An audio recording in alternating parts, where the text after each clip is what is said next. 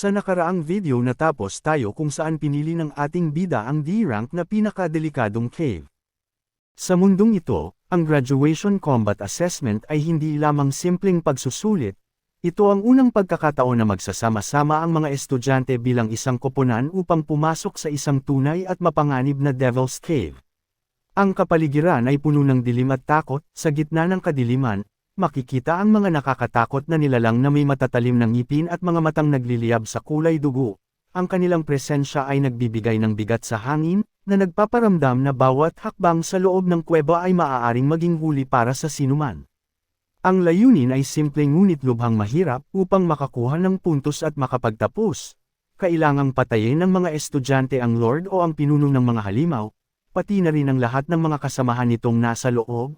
Bawat kalaban na matitira ay may katumbas na bawas sa kanilang marka, kaya't walang puwang para sa pagkakamali o kawalan ng kakayahan. Upang mas maintindihan ang sistema, ipinapakita ang breakdown ng puntos. Una ay ang completion rate, ang pinakamataas na makukuha rito ay 10 puntos. Makukuha lamang ito kung mapapatay ang lahat ng halimaw sa loob, ngunit sa bawat halimaw na makakatakas o mabubuhay, may katumbas itong 1 puntos na ibabawas sa kanilang kabuuan. Pangalawa ay ang Lord Kill, ito ang may pinakamataas na bigat na 20 puntos. Makukuha lamang ito kung matagumpay na mapapatay ang boss o ang pinakamalakas na kalaban, kung mabibigo o hindi ito magagapi, walang makukuhang puntos sa kategoryang ito. Pangatlo ay ang completion time, mayroon ding 20 puntos na nakalaan dito. Kung matatapos ang misyon sa loob lamang ng 1 oras, makukuha ang buong puntos, ngunit kapag lumampas na sa itinakdang oras, bawat 5 minuto ay may katumbas itong 1 puntos na ibabawas, ibig sabihin, hindi lang lakas ang kailangan, kundi pati na rin ang bilis at diskarte. Bukod dito, mayroon ding pagkakaiba ang antas ng kahirapan depende sa ranggo ng Devil's Cave, bawat ranggo ay may kani-kanyang multiplier o dami ng pagpaparami sa puntos. Halimbawa, ang F-rank cave ay may multiplier na 1.5, ibig sabihin, kahit makuha pa nila ang lahat ng puntos, ang pinakamataas na maaari nilang maabot ay 75 puntos lamang. Ngunit kung pipiliin naman ang E-rank cave, na mas mahirap at mapanganib, mayroon itong multiplier na 2, sa teorya, posible na maabot ang perpektong 100 puntos kung magagampanan ng maayos ang lahat ng kondisyon. Kapag pinagsama-sama ang 10 puntos mula sa completion rate, 20 mula sa pagpatay sa Lord, at isa pang 20 mula sa oras, magkakaroon ng 50 puntos. At dahil sa multiplier na 2 ng E-rank cave, ito ay magiging 100 puntos, ito ang pinakamataas na markang pwedeng makuha sa ganitong uri ng pagsusulit. At sa dulo, mayroong isang napakalaking premyo na naghihintay, ang koponan na makakakuha ng pinakamataas na score ay lahat makakatanggap ng alok mula sa Empire Guild, isang oportunidad na pangarap ng marami, at magsisilbing susi sa mas magandang kinabukasan sa mundong puno ng panganib at labanan. Ngunit hindi pa roon nagtatapos ang gantimpala, mayroon pang isang espesyal na titulo na naghihintay, at iyon ay ang pagiging MVP o Most Valuable Player ng koponan. Ang pagpili ay hindi basta-basta, kundi pinagsasama ang boto ng buong grupo at ang pagsusuri ng kanilang mga guro. At ang premyo para sa MVP ay walang iba kundi isang direktang posisyon sa pamamahala ng Empire Guild, kasama ang 1 milyong bonus, isang oportunidad na tiyak na magpapabago sa buhay ng sinumang makakamit nito. Habang pinag-uusapan ng mga record, nabanggit na ang pinakamataas na score na naitala sa kasaysayan ng paaralan ay 70 puntos, ito ay nakamit noon pa man ng isang henyo na kilala ngayon. Bilang pinuno ng Empire Regiment noong siya ay nagtapos. Dahil dito, napagtanto ng mga estudyante ang tunay na bigat ng hamon, ang hirap ng isang E-rank Devil's Cave ay talagang napakalaki. Sinasabing kailangan pa ng hindi bababa sa 3 D-rank awakeners para lamang magkaroon ng pagkakataong matapos ito ng matagumpay. Dahil sa antas ng kanilang lakas at kakayahan, marami ang umaasa na ang koponan ni Gangting ang maaaring makatalo o makapantay sa matagal ng record, tila sila ang may pinakamalaking tsansa na makamit ang imposible.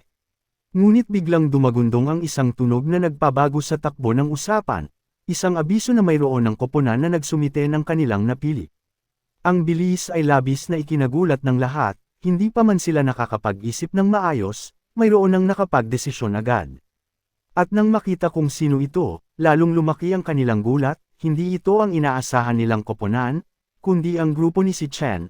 Ang pagkabigla ay halos hindi mapigilan, at ramdam na ramdam ang pagkagulo at pagtataka sa buong silid dahil sa biglaang desisyon ng ating bida at ng kanyang mga kasama. Ngunit nang makita ang tunay na napili, lalong lumaki ang gulat ng lahat. Hindi F-rank o E-rank ang pinili ng ating bida, kundi isang D-rank Devil's Cave, isang antas na itinuturing na napakahirap at delikado. Ang sistema ay agad na nagpakita ng impormasyon na napili na ang D-rank cave at naghihintay na lamang ng kumpirmasyon mula sa ibang miyembro. Dahil dito, nagkagulo ang buong paligid, sinabi ng iba na wala pang nakapagtapos na nakapag-grade ng ganitong antas, marami ang nagduda kung hindi kaya napundot lang ng mali ang ating bida. Ang kanyang mga kasama ay halos mawala ng malay sa takot at pagkabigla, inakbayan nila siya at tinanong kung alam ba niya talaga ang kanyang ginagawa. Tinawag pa nga siyang baliw at hindi makapaniwala na napunta sila sa isang grupo na may ganitong klaseng desisyon. Isang miyembro ay halos mapaluhod na sa dismaya habang nakatanggap ng abiso sa kanyang device. Sa isip-isip niya, huli na ba ang lahat para umatras pa? Kahit anong paliwanag at pagtutol ng iba, nanatiling kalmado at matatag si Chen. Nang tanungin siya kung pinag-isipan ba niya ito ng maayos, isang maikling sagot lamang ang ibinigay niya. Sinabi niyang oo, at pinag-isipan niya ito ng lubusan. Ang kanyang mga mata ay puno ng determinasyon at walang bakas ng pagdududa, na nagpapakita na alam niya mismo ang kanyang ginagawa at kung ano ang kahihinatnan nito. At sa huli, matapos ang lahat ng pagtutol at pagkabigla, opisyal nang nakumpirma ang lahat ng miyembro, ang koponan ni si Chen ay pumasok na sa D-rank assessment. Ngunit hindi lang iyon, biglang may isa pang abiso na dumating. Ang koponan naman ni Gang Ting ay matagumpay ding nagsumite at pumili rin ng D-rank Devil's Cave. Dahil dito, lalong nagwala ang mga tao sa paligid, dalawang koponan ang pumili ng antas na hindi pa nagagawa ng sinuman. Ang tensyon at gulat ay umabot sa sukdulan habang tinatanggap nila ang katotohanan na may dalawang grupo na handang harapin ang pinakamahihirap na hamon. Ang balita na may isa pang koponan na pumili ng D-rank cave ay mabilis na kumalat, hindi makapaniwala ang lahat sa kanilang naririnig at nakikita, tila ngayong taon ay magiging puno ng sorpresa at matinding labanan ang pagsusulit. Habang nagkukwentuhan ang iba, naroon ang isang grupo ng mga estudyante, may halong pangungutya at paghamak ang kanilang mga salita. Sinabi nilang parang mga bulok na sibuyas na nagpapanggap na bawang ang mga pumili ng ganitong antas nang hindi man lang sinusuri ang tunay nilang kakayahan. Para sa kanila, ito ay isang hanggal na desisyon na ginawa lang para mapansin at magpasikat, gayong alam naman nilang nasa hulihan na. Sila sa Rango, iniisip pa nga nila na dahil sa sobrang hirap ng D-rank cave, siguradong hindi papayag ang mga kasama ng ating bida. Sinasabi nilang habang may oras pa, dapat nang umalis at lumipat sa ibang grupo bago pa mahuli ang lahat, sigurado silang magkakawatak-watik din ng grupong iyon sa iglap lang at magmumukha silang katawa-tawa sa huli. Ngunit sa kabila ng lahat ng pangungutya at pagdududa, nanatiling matatag ang ating bida. Nakatayo siya kasama ang kanyang kasama na may salamin, kahit anong ingay at paninira ng iba, walang bakas ng takot o pagdududa sa mukha ni si Chen, ang kanyang ekspresyon ay seryoso at puno ng determinasyon, tila wala siyang pakialam sa sasabihin ng iba at nakapokus lamang sa kanyang layunin. Sa isip-isip ng kanyang kasama, kitang-kita at ramdam na talagang pinag-isipan ito ng ating bida ng lubusan, handa na siya at hindi natatalikod sa hamon na kanyang pinili. Habang pinagmamasdan siya ng kanyang kasama, napansin nito ang kakaibang aura na lumalabas mula kay si Chen, isang matinding presensya na tila nagmumula sa kalooban. Nagtaka ito kung kailan pa nagsimulang magbago at lumakas ang ating bida. Lalo na't sa loob ng 4 na taon sa unibersidad ay siya pa naman ang laging umaasa sa tulong at proteksyon ng iba. Ngunit sa kabila ng pagtataka, naramdaman din nito ang sinseridad at determinasyon. Sa huli, napagdesisyonan niyang samahan na lang ang kaibigan hanggang sa dulo. Dumaan naman tayo ng 4 na taon, ang sabi niya habang pinipindot ang pindutan ng pagsang-ayon. Kahit anong mangyari, nasa hulihan naman na tayo. Wala na ring pinagkaiba kung D-rank man o F-rank ang pipiliin natin, kaya sige, samahan na kita at harapin natin ito. Sumang-ayon din ang isa pang miyembro, kahit medyo nag-aalinlangan at naiinis pa ito sa simula, lalo na't itinuturing niyang siya ang dapat na pinuno, ay sumuko na rin at pumayag. Tama na yan, sumasang-ayon na rin ako, sigaw niya ng may halong pilit at determinasyon, magsisipagtapos na rin naman tayo. Kaya sige, itayan na natin ang lahat at gawin nating makasaysayan ang laban na ito. Isa-isa, lahat ay nag-click ng agreed sa kanilang mga device. At sa wakas, tumunog muli ang sistema. Ding dong, members all confirmed, si Chen team successfully submitted. Opisyal nang nakumpirma at naisumat ang desisyon ng buong koponan, handa na silang harapin ang pinakamahigpit at pinakamapanganib na hamon ng kanilang buhay sa loob ng D-Rank Devil's Cave. Humarap si Chen sa kanyang mga kasama at nagsalita ng mahinahon ngunit may diin. Everyone, sorry, ang totoo, pinili ko ang D-Rank Devil's Cave dahil gusto kong makuha ang MIVIP. Sa kabila ng pagkagulat at pag-aalinlangan ng iba, tumingin siya sa kanila ng seryoso at idinagdag na dahil kasama na niya silang lahat sa hamon na ito, ay sabay-sabay na nilang abutin ang tagumpay at gawing posible ang imposible. Kaya sige, sabay-sabay tayong magsikap at kunin ang pinakamataas na score. Sa kaibuturan ng kanyang puso at isip, walang pag-aalinlangan na ang titulo ng MIVIP ay para lamang sa kanya at walang sinuman ang makakakuha nito maliban sa kanya. Biglang nagbago ang buong paligid at naging madilim at puno ng tensyon, may isang matangkad at makapangyarihang figure ang biglang lumitaw sa dulo ng mahabang pasilyo, ito ang taong kilala at kinikilala bilang pinakamalakas sa buong paaralan. Tiningnan niya ng masama at may halong hamon si Chen, ang kanyang mga mata ay nagliliyab at puno ng determinasyon na ipakita na siya ang tunay na hari. Si Chen, tandaan mo ito ng mabuti, sa paaralang ito, iisa lang ang dapat na maging pinakamalakas, at ang taong iyon ay walang iba kundi siya lamang, hindi niya hahayaang may ibang umangkin sa posisyong iyon lalo na kung ito ay manggagaling pa sa taong nasa harap niya ngayon. Habang naghaharap ang dalawang makapangyarihang individual, napansin ni Ling Yu na ito ang unang pagkakataon na nakita niya ang ganitong uri ng ekspresyon sa mukha ni Gong Ting, ang matagal ng tunggalian at hidwaan sa pagitan nina si Chen at Gong Ting ay sa wakas ay hayagan ng lumabas at hindi na matatago. Sa kabilang banda naman, ang principal ay nagkomento na maganda ang pagiging bata at matapang, lalo na sa pagharap sa mga bagay na hindi pa nila alam. Ngunit para sa kanya, ang pagpili ni si Chen sa D-Rank Devil's Cave ay tila sobrang kumpiyansa naman at medyo delikado.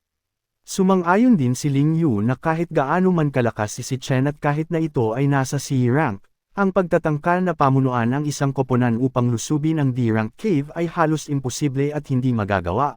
Ipinaliwanag niya na bagaman ang multiplier o dagdag na puntos para sa D-Rank ay 3 at maaaring umabot sa pinakamataas na 150 puntos, ang antas ng hirap nito ay ilang beses na mas matindi kumpara sa E-Rank.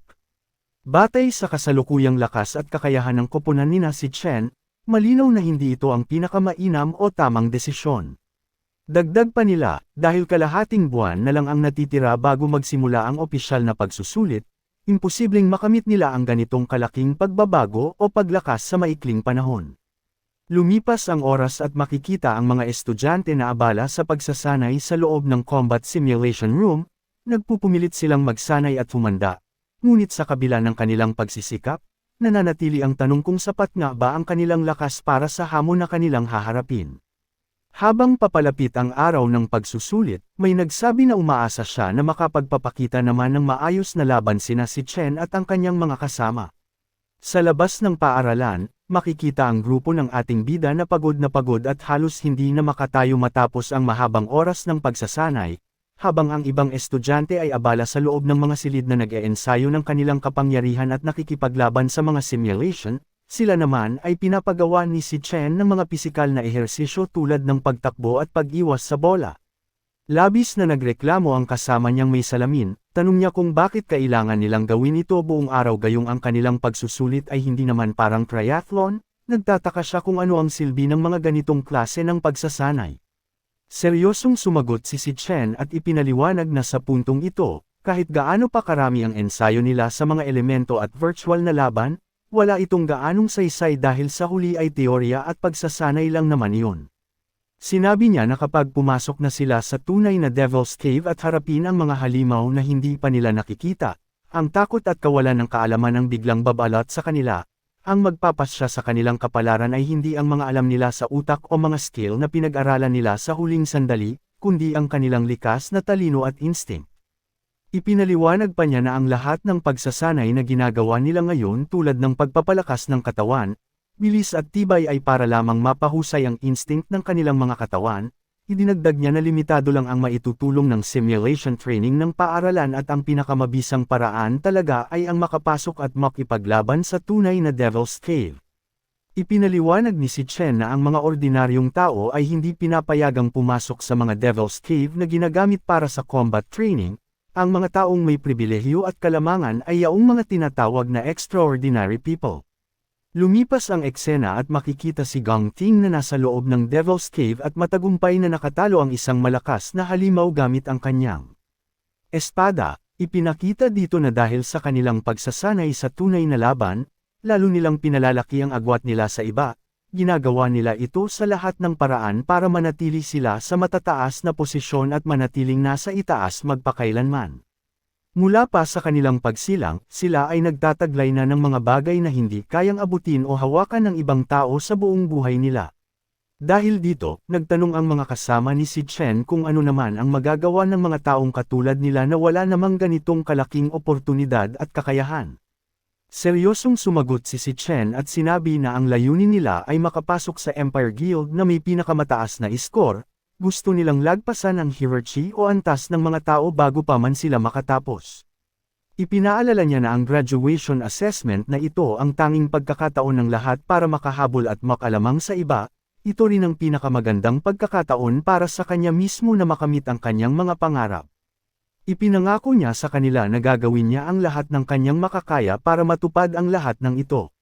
Dahil sa kanyang determinasyon at lakas ng loob, naging inspirasyon ito ng kanyang mga kasama, sabay-sabay silang nagsabi na sigurado silang mananalo sila at magtatagumpay sa kanilang layunin.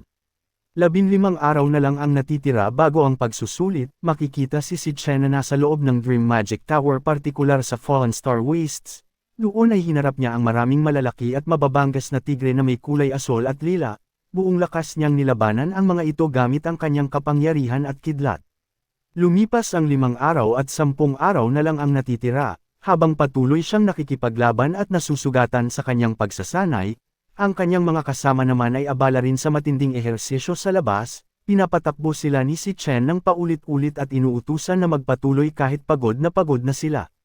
Nang 5 araw na lang ang natitira, makikita si Gang Ting na matagumpay na pumapatay ng isang halimaw gamit ang kanyang espada, samantala, ang grupo naman ni si Chen ay patuloy sa pagbubuhat ng mabibigat na bagay at paggawa ng push-up hanggang sa sila ay halos hindi na makagalaw at pawisan na pawisan. Sa huling 3 araw, makikita ang matinding paghahanda ng dalawang panig, si Gang Ting ay nakatayo sa gitna ng apoy at pagkasira, puno ng tapang at kapangyarihan habang hawak ang kanyang sandata. 2 araw na lang ang natitira, makikita si Chen na sa wakas ay nag-level up at naging level 16 na, ang kanyang titulo ay naging Lightning Assassin, buong lakas niyang tinalo ang mga huling halimaw sa kanyang pagsasanay at nagningning ang kanyang kapangyarihan. Nang 1 araw na lang ang natitira, makikita si Chen na sugatan pa rin ngunit puno ng determinasyon at tapang, sinabi niya na ang tunay na laban ay magsisimula na ngayon. Sa wakas, dumating na ang araw ng pagsusulit. Ito ay ika-17 ng Hunyo, taong 2157, ang Graduation Combat Assessment Day na ang hinihintay ng lahat. Isang drone ang nagpakita at nagpakilala bilang kasama nila sa pagsusulit, inutusan nito ang lahat na siguraduhing suot ng tama ang kanilang mga wristbands at kagamitan. Makikita ang grupo ni si Chen at ang iba pang mga kalahok na handa na at suot na ang kanilang mga gamit. Si Chen ay nakatayo ng matatag, puno ng kumpiyansa at handang harapin ang anumang hamon na darating. Sa wakas ay opisyal nang nagsimula ang Graduation Combat Assessment, sumikat ang matinding liwanag at enerhiya mula sa pinto habang lumalabas ang salitang officially begins, ramdam na ang tensyon at simula ng tunay na laban. Lumipat ang eksena sa National Awa Kenner University Administrative Building, doon ay nagkita at nagkamayan ang principal at si Gang Lin. Ipinakilala si Gang Lin bilang co-founder ng Empire Guild at ama ni Gang Ting.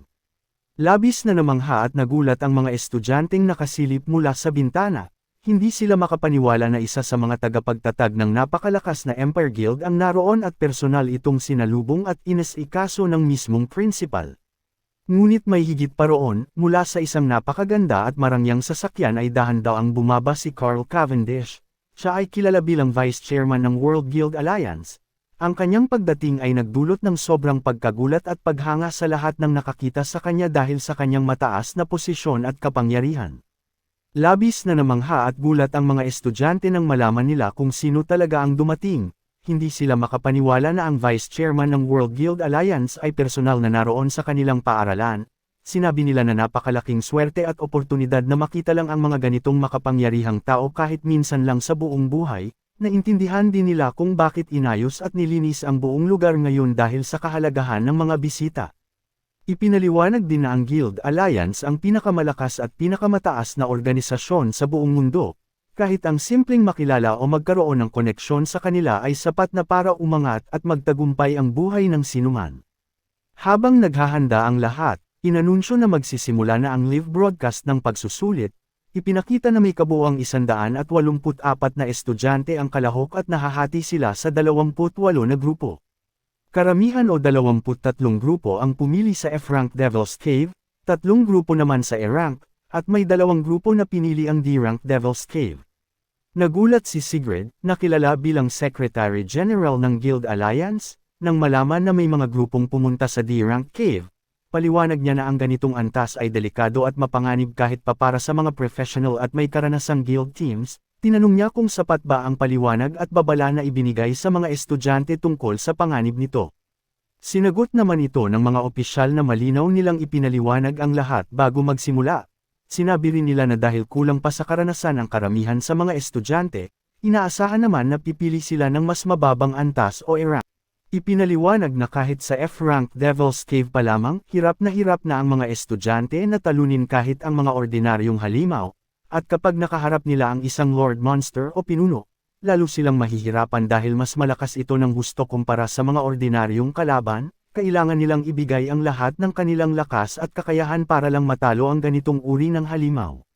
Ngunit ang sitwasyon sa E-rank Devil's Cave ay ibang usapan na at mas matindi pa, doon. Kahit ang mga simpleng halimaw o mob ay may lakas na katumbas ng isang Lord Monster sa mas mababang antas, ipinakita ang mga estudyanteng nasa loob ng E-rank Cave na halos hindi na makagalaw at takot na takot dahil sa sobrang hirap at panganib ng kanilang kinakaharap. Nakaharap nila ang mga malalaki at mababanggas na stag beetle spider na may kulay itim at asul, at halos sumuko na sila dahil hindi nila inaasahan na magiging ganito kalala ang hamon. Sinabi na para sa karamihan, ang pagpasok sa ganitong antas ay itinuturing ng imposible at halos siguradong kapahamakan. Dahil dito, nagtanong si Sigrid kung mayroon bang sapat na proteksyon at seguridad para sa mga estudyante sakaling mapahamak sila. Sinagot naman ito ng mga opisyal na huwag mag-alala dahil mahalaga sa kanila ang buhay at kinabukasan ng mga mag-aaral. Ipinaliwanag nila na may mga armadong tauhan mula sa Empire Guild Regiment na nakabantay sa labas ng bawat cave upang bantayan at subaybayan ang lahat ng nangyayari. Kapag may nakita silang delikadong sitwasyon o kapag nasa panganib ang buhay ng sinuman, handa silang kumilos at sumaklolo agad upang iligtas ang mga kalahok. Ipinaliwanag na ang mga wristbands na suot ng mga estudyante ay mayroong espesyal na kakayahan o teleportation function. Kapag sinabi ng kalahok na sumuko na siya o forfeit na ang assessment, automatiko siyang ililipat o i-teleport palabas ng cave para ligtas siya. Makikita ang isang estudyante na takot at halos mawalan na ng pag-asa dahil sa sobrang hirap ng kalaban, kaya sumigaw siya na sumusuko na siya, agad na umilo ang kanyang pulse iris at lumabas ang malaking salitang assessment forfeited, at bigla siyang nawala at inilabas sa lugar. Habang nangyayari ito, napansin nila na may 2 grupo pa rin na pinili ang D-rank Devil's Cave kahit alam na delikado ito. Nagkomento si Sigrid na tila talagang maraming magagaling at matatapang na estudyante sa paaralang ito, at sabi niyang inaabangan niya ang gagawin nila, ngunit ang isa pang opisyal ay hindi naniniwala at sabi niya gusto lang niyang makita kung gaano katagal sila makakayanan o kung ilang minuto lang ba silang tatagal bago sumuko din. Lumipat ang eksena sa D-rank Devil's Cave na tinatawag na Peak of the Cloud Forest. Ito ay may markang high risk o sobrang delikado. Ang kapaligiran ay puno ng yelo at nyebe, at napakaganda pero nakakatakot tingnan. Doon ay nakarating na ang grupo at gulat na gulat sila sa kanilang nakita. Hindi sila makapaniwala sa laki at dami ng mga halimaw na nasa paligid, at ramdam na ramdam nila ang matinding panganib na naghihintay sa kanila. Sa wakas ay lumabas at naharap nila ang tunay na kalaban na tinatawag na Ghost Bat Monkey. Ito ay isang D-rank monster na may uri na Cloud Assassin. Ang itsura nito ay nakakatakot at nakakagimbal, may malalaking pakpak, matatalim na kuko, at mukhang unggoy na may katangian ng paniki, sinabi ng isa sa mga estudyante na sobrang nakakatakot at nakakakilabot ito tingnan. Ipinaliwanag ng ating bida na ang halimaw na ito ay napakagaling sa pag-atake ng sabay-sabay o group attacks, at ang bilis ng paglipad at paglusob nito ay sobrang bilis na halos hindi na makita ng mata. Dahil dito, nagpaalala ang ating bida na kailangan nilang maging alerto at laging nakabantay dahil anumang oras ay pwede silang lusubin mula sa himpapawid. Hindi nagtagal ay dumating na nga ang mga kalaban at sumugod ng mabilis, napakabilis ng galaw nila kaya halos hindi makapag-react ang mga estudyante, napilitan silang umilag at umiwas ng mabilisan, at sa sobrang lakas ng impact o banggaan ay natamba sila at sumadsad sa yelo. Hindi sila makapaniwala na nagawa nilang umilag sa atake ng isang D-rank monster, at halos manginig sila sa takot at gulat dahil alam nilang isang maling galaw lang ay patay sila agad. Ngunit biglang may nangyaring hindi inaasahan, biglang sumulpat si Chen at sa isang iglap lang ay pinatay niya ang 3 halimaw ng mag-isa. Gulat na gulat ang lahat at hindi makapaniwala sa kanilang nakita, hindi lang sila nakaligtas, kundi may kasama pala silang taong may sobrang lakas at kakayahan na kayang talunin ang mga ganitong klase ng halimaw ng walang kahirap-hirap.